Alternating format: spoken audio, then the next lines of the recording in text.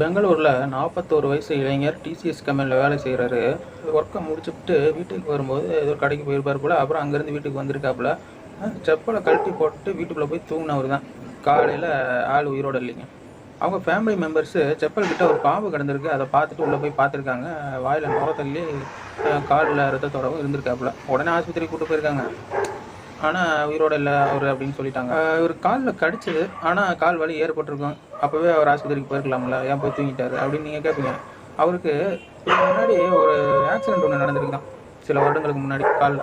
அதனால் அவர் கால் மரத்து தான் இருந்துதான். சரிங்களா? அதனால் அந்த வலி அவருக்கு தெரியாமல் இருந்திருக்காங்க. அவர் போட்டிருந்த செப்பல் வந்து க்ரக்ஸுங்க.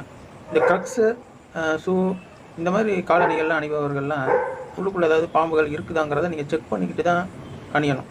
அப்போ தான் இந்த மாதிரி பிரச்சனைகள்லேருந்து நீங்கள் விடுபடலாம். இந்த இன்சிடெண்ட்டில் அவர் தான் செத்தார் அப்படின்னு நீங்கள் நினைப்பீங்க. ஆனால் அதில் இருக்க பாம்பும் செத்து போச்சுங்க. அதில் செப்பல் போட்டிருந்தார்ல, அதில் அந்த பாம்பு மூச்சு விட முடியாமல் இறந்து போச்சுங்க.